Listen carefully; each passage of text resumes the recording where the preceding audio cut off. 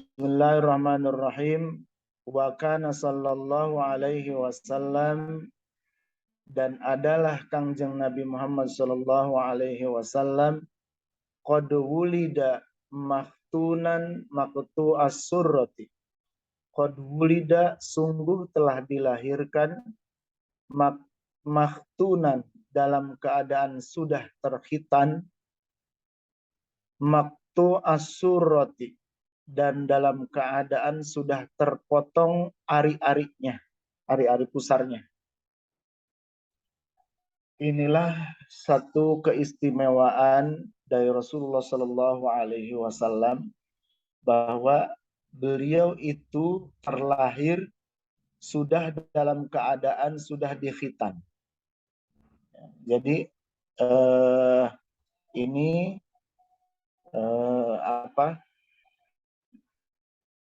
menurut jumhurul ulama. Ada lagi yang mengatakan bahwa beliau dikhitan itu setelah umur 7 hari. Tapi di sini yang masyhur itu Rasulullah SAW itu terlahir sudah dalam keadaan terkhitan, ya, sudah bersih. Jadi tidak perlu dikhitan lagi. Waktu as-surrati, dan sudah terpotong ari-ari pusarnya. Ini suatu keistimewaan, dan ini bukan suatu hal yang tidak mungkin, ya, karena zaman sekarang pun banyak yang anak yang mau dikhitan itu tiba-tiba sudah dikhitan, gitu. Sudah dikhitan, anaknya sendiri tidak tahu. Itu tahu-tahu dia lihat itu sudah dikhitan. Kalau Rasulullah SAW itu dikhitannya sudah dalam keadaan sudah khitannya itu ketika dilahirkan. Dan ada keistimewaan lagi, yaitu ari-arinya sudah terpotong, gitu. Tidak perlu dipotong lagi. Ini suatu keistimewaan atau khususiyah, anugerah yang diberikan oleh Allah Subhanahu wa taala kepada beliau Rasulullah sallallahu alaihi wasallam. Allahumma shalli ala sayyidina Muhammad wa ala ali sayyidina Muhammad.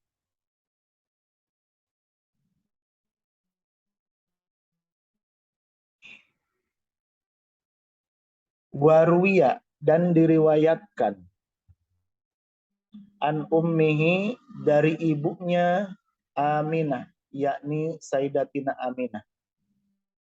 Diriwayatkan dari ibunya Rasulullah SAW, yaitu Siti Aminah. Annaha, sesungguhnya Siti Aminah, qalat, telah berkata Siti Aminah, ibunya Rasulullah Sallallahu Alaihi Wasallam,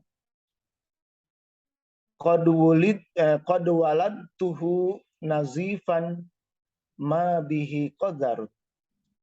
Qad waladtuhu, sungguh aku telah melahirkannya, yakni melahirkan Kangjeng Nabi Muhammad Sallallahu Alaihi Wasallam, nazifan, dalam keadaan bersih, ma bihi qadarun, tidak ada pada saat kelahiran itu, dan tidak ada pada saat kelahiran dan pada diri bayi yang dilahirkan itu qadarun, kotoran. Ini juga merupakan keistimewaan lagi, bahwa ya banyak yang melahirkan itu biasanya kalau melahirkan itu banyak kotoran, ya, termasuk juga air ketuban.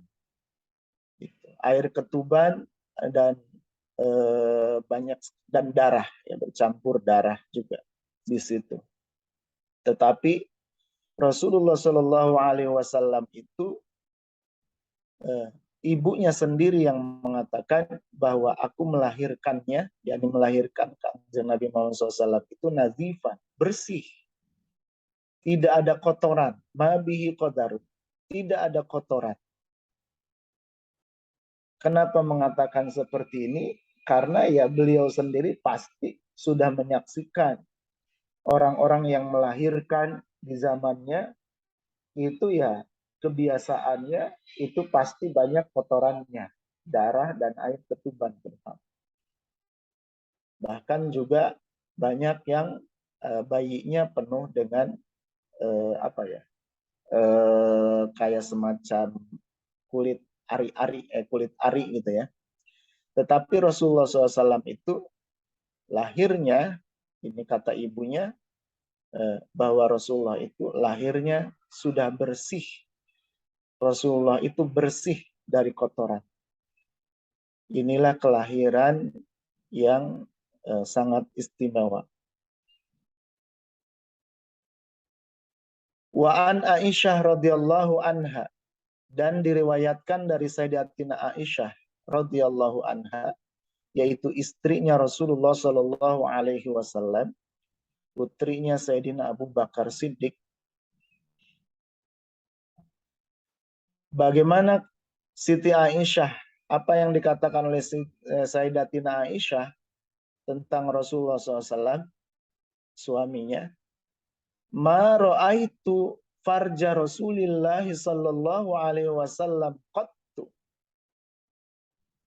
Ma ra'aitu, aku tidak pernah melihat, aku tidak pernah melihat farja Rasulillah sallallahu alaihi wasallam, farji atau kemaluan Rasulullah sallallahu alaihi wasallam qat, sama sekali.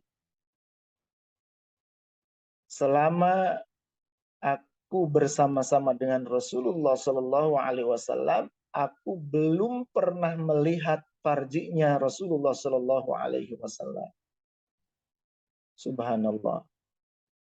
Inilah Rasulullah Shallallahu Alaihi Wasallam. Beliau seorang Nabi dan Rasul yang sangat menjaga auratnya, gitu ya. Bahkan terhadap istrinya sendiri, yang jarang ini yang jarang dipakai gitu ya oleh orang lain. Kata Sayyidatina Aisyah, aku belum pernah melihat farjinya Rasulullah Shallallahu Alaihi Wasallam sama sekali. Sampai Rasulullah SAW wafat pun tidak pernah melihat.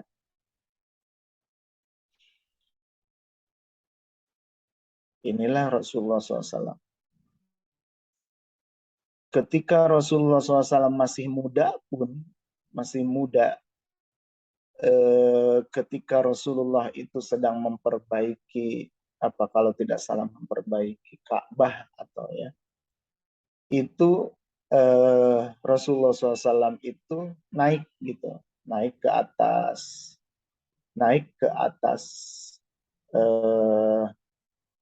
tempat, kalau kita esteger ya, titian untuk membangun bagian yang ada di atas, esteger kalau di kita.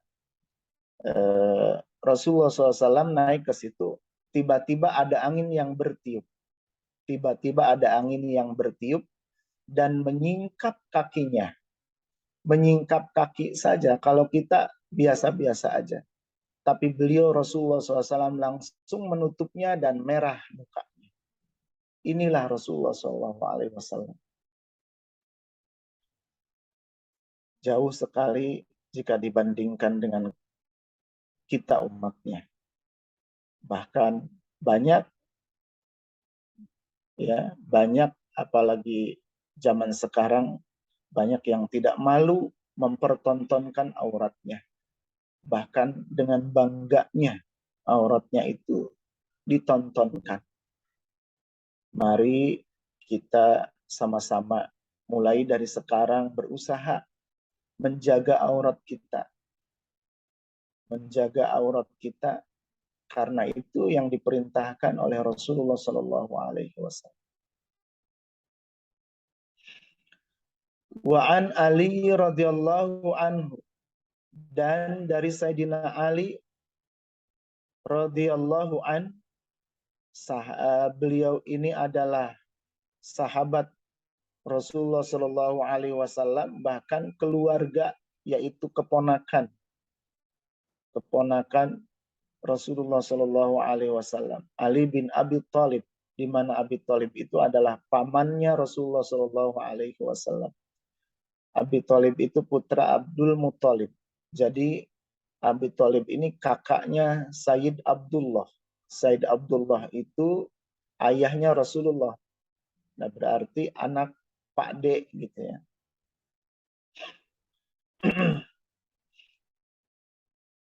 Apa yang dikatakan oleh Sayyidina Ali radhiyallahu an, Sayyidina Ali ini ada lagi yang mengatakan gelarnya itu karramallahu wajhah. Ya, Sayyidina Ali karramallahu wajhah. Karramallahu wajhah itu semoga Allah memuliakan wajahnya. Kenapa? Menurut berita yang saya dengar dari kecil, kenapa Sayyidina Ali itu gelarnya karramallahu wajhah, kalau yang lain radhiyallahu an. Karena Sayyidina Ali itu belum pernah gitu ya. Sayyidina Ali itu belum pernah melihat kemaluannya sendiri. Belum pernah melihat farjinya sendiri. Ini keistimewaan juga bagi Sayyidina Ali. Sayyidina Ali itu belum pernah melihat kemaluannya sendiri. Kalau belum pernah melihat kemaluan orang lain itu kalau melihat kemaluan kalau melihat kemaluan orang lain, belum pernah melihat kemaluan orang lain, itu mungkin bisa ya, karena orang lain ditutup. Tapi ini kalau untuk kemaluan sendiri itu biasanya ya bagi sendiri ya suka dilihat. Tetapi ini Sayyidina Ali karramallahu wajhah, kapanpun, walaupun sedang mandi sekalipun, dia menutup gitu ya, menutupnya sehingga tidak terlihat oleh sendiri pun. Makanya Sayyidina Ali itu gelarnya karramallahu wajhah. Semoga Allah memuliakan wajahnya yang belum pernah melihat kemaluannya sendiri sama sekali. Apakah yang dikatakan oleh Sayyidina Ali karramallahu wajhah? Awsanin Nabi sallallahu alaihi wasallam la yagsiluhu goiri. Awsani mewasiatkan kepadaku siapa an-Nabi sallallahu alaihi wasallam, Kangjeng Nabi Muhammad sallallahu alaihi wasallam, la yagsiluhu, agar tidak memandikan Kangjeng Nabi siapa goiri selain aku. Aku diberi wasiat oleh Kangjeng Nabi Muhammad SAW bahwa di sini la yagsilu atau la yagsilhu goiri. Jangan ada yang memandikan selain aku. Gitu ya. Kata Sayyidina Ali, jangan ada yang Rasulullah berpesannya itu kepada Sayyidina Ali, jangan ada yang memandikan selain engkau wahai Ali. Gitu. Fa'innahu, karena sesungguhnya la yaro ahadun aurati illa tumisat aina. La yaro, tidak melihat.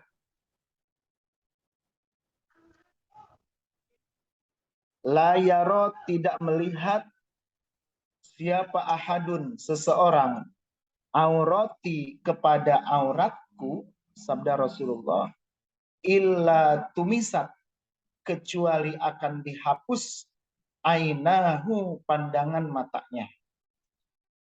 Jadi siapapun yang melihat auratnya Rasulullah SAW, sabda Rasulullah, itu akan dihapus pandangan matanya, nanti dia tidak akan bisa melihat.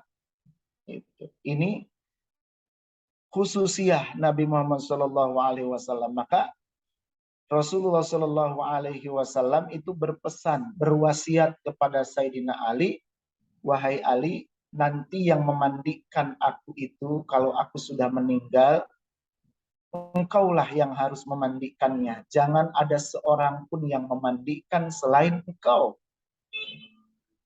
Karena tidak ada yang melihat kepada, tidak ada seseorang yang melihat auratku kecuali dia akan dihapus pandangan matanya. Masya Allah. Ini saking mata tidak akan sanggup, gitu ya, tidak akan sanggup melihatnya.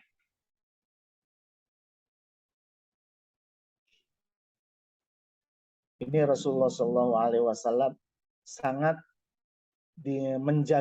sangat menjaga auratnya. Kalau Sayyidina Ali karamallahu wajhah, jangankan melihat farji atau kemaluan orang lain, kemaluannya sendiri itu tidak pernah beliau melihatnya. Maka gelarnya karamallahu wajhah. Dan karena suatu keistimewaan Sayyidina Ali tersebut, maka Rasulullah SAW berpesan, berwasiat bahwa nanti kalau Rasulullah wafat, itu yang memandikannya hanya Sayyidina Ali karramallahu wajhah. Sebagaimana kemarin itu,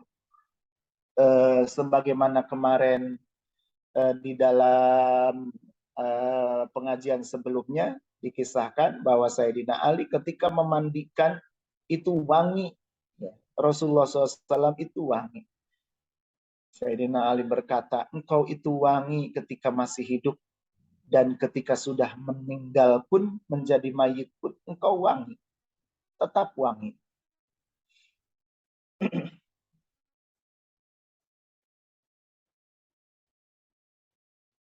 Ini khususiyah, ya, khususiyah Rasulullah Shallallahu Alaihi Wasallam. Wa fi hadis Ikrimah, dan di dalam hadis Sayyidina Ikrimah. Ikrimah ini sahabat Rasulullah SAW, dari, kalau tidak salah, dari putranya Abu Jahal, kalau tidak salah. Abu Jahal apa Abu Lahab? Kalau tidak salah itu putranya Abu Jahal.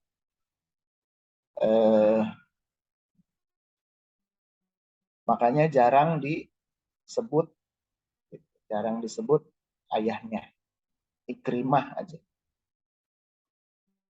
An Abi Abbas, an Ibnu Abbas radhiyallahu an, dari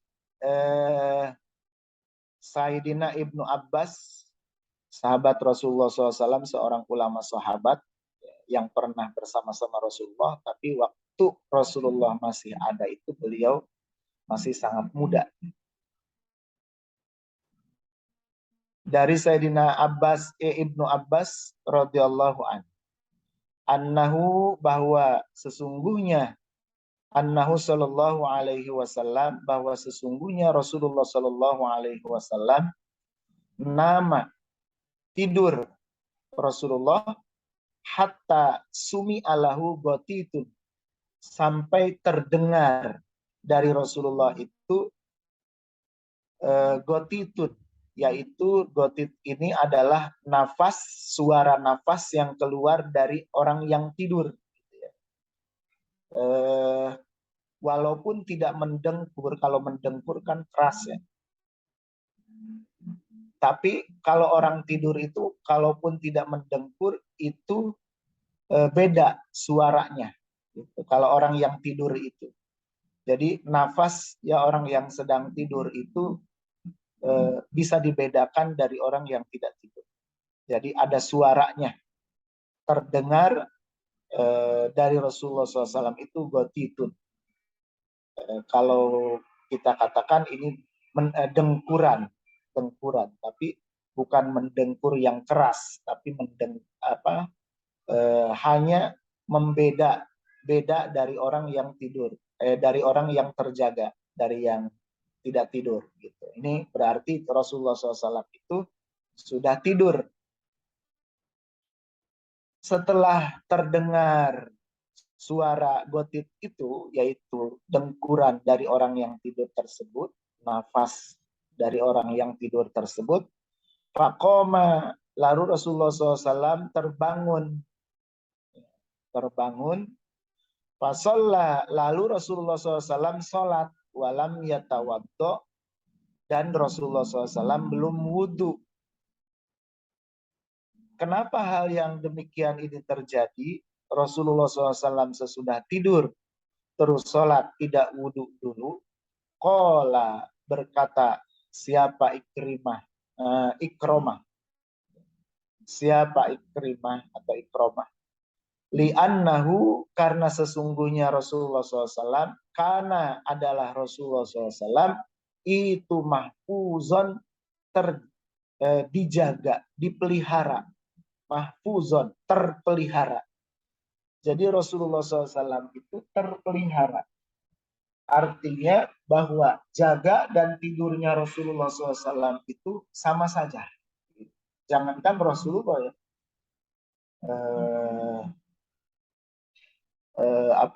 para wali, para ulama gitu,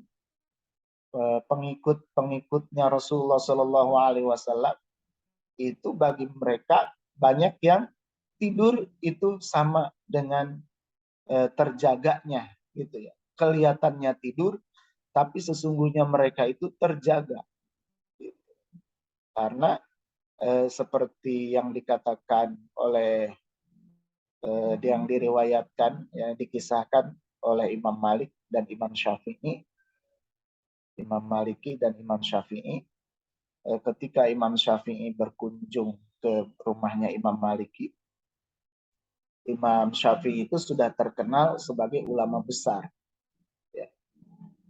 Ketika di rumah Imam Maliki itu, putrinya Imam Maliki itu melihat Imam Syafi'i itu tidur mulu gitu, tidur mulu. Terus bertanya putrinya Imam Maliki ini kepada ayahnya, ayah, kenapa sih, katanya dia kan ulama besar, tapi kok dia banyakannya tidur mulu, katanya. Kata ayahnya, kamu jangan mengira dia itu tidur, walaupun kelihatannya tidur, tapi dia itu berapa banyak masalah, berapa ratus masalah yang sudah dia selesaikan dalam tidurnya. Artinya ayahnya mengatakan seperti itu ya karena beliau pun pasti mengalaminya gitu sebagai gurunya. Jadi tidurnya para ulama mujtahid itu ya mereka terus memecahkan permasalahan berdasarkan ilmu. Inilah bahwa Rasulullah SAW pun terjaga. Tapi kalau ulama mazhab tetap mereka sesudah tidur ya. Ini Rasulullah Shallallahu Alaihi Wasallam, ini khususiyah Rasulullah Shallallahu Alaihi Wasallam. Karena Rasulullah SAW itu terjaga, terpelihara, gitu ya. Dan umatnya pun, kita pun, kalaupun tidur bisa tidak wudhu dulu. Bagaimana? Ada caranya, yaitu tidurnya harus sambil duduk. Gitu ya. Di dalam kitab Safinah kan dikatakan batal itu bagi orang yang pengecualian bagi orang yang tidur, illa nauma qaidin, gitu. Kecuali orang yang tidur. Batal itu kenapa tidur batal gitu kan ya? Karena itu batal, yang membatalkan wudhu itu salah satunya adalah zawalul akli, hilang akal, binaumin, dengan sebab tidur, al ghairiha, atau selain tidur. Misalnya pingsan, gitu. Tidur, kalau kita itu hilang akal, itu kita tidak akan mengerti walaupun ditanya juga. Bahkan sesaat setelah bangun pun kadang-kadang masih belum kembali akalnya, belum paham. Gitu. Hilang akal. Hilang, yang menyebabkan batal wudhu itu adalah hilang akal. Dengan penyebabnya apa? Apakah itu tidur atau selain tidur, misalnya pingsan, itu batal wudhunya. Nah, tapi ada yang tidak batal walaupun hilang akalnya, illa nauma qaidin, kecuali orang yang tidur mumakkinin, ya orang yang tidur sambil duduk gitu ya. Mumakkinin maq'adahu alal ardi, yang menetapkan, yang tidak bergeser apa pantatnya itu dari tempat duduknya. Jadi ya tidurnya sambil duduk dan tidurnya tidak sambil menyandar gitu.